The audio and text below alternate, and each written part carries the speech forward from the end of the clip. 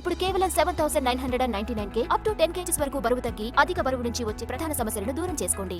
Tollywood trendy దర్శకులు production హౌస్లు పెట్టడాన్ని గొప్పగా ఫీల్ అవుతున్నారా?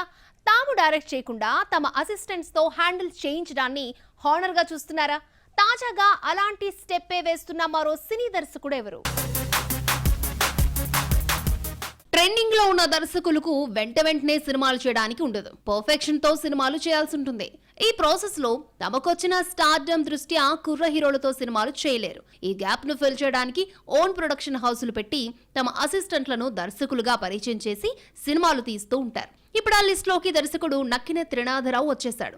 నక్కిన నరేటివ్స్ పేరుతో తాజాగా ఓ ప్రొడక్షన్ బ్యానర్ పెట్టి పలు సినిమాలు నిర్మించున్నారు. అయితే ఈయన బ్యానర్ లో వచ్చే ఆ ఫిల్మ్స్ ఏంటన్నది చూడాలి. ఇక అనిల్ రావిపూడి ఆ మధ్యన రాజేంద్ర ప్రసాద్, శ్రీ విష్ణు కాంబోలో గాలి సంపత్ అనే సినిమాను నిర్మించాడు.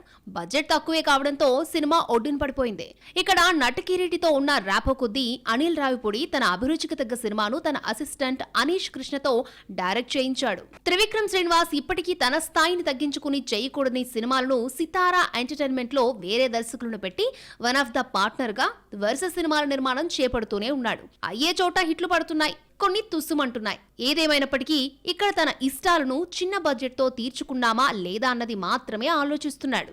ఇక దర్శకుడు సుకుమార్ శ్రీ వెంకటేశ్వర సినీ చిత్రతో కలిసి తన సుకుమార్ రైటింగ్స్ బ్యానర్ లో దండు కార్తిక్ ను దర్శకుడుగా పెట్టి విరూపాక్ష తెరకెక్కించాడు. సాయి ధర్మతేజ్ ఈ ఫిల్మ్ తో కంబ్యాక్ అయ్యాడు. నిజానికి సుకుమార్ గత కొంతకాలంగా కుర్ర హీరోలతో సినిమాలు చేస్తున్నది లేదు.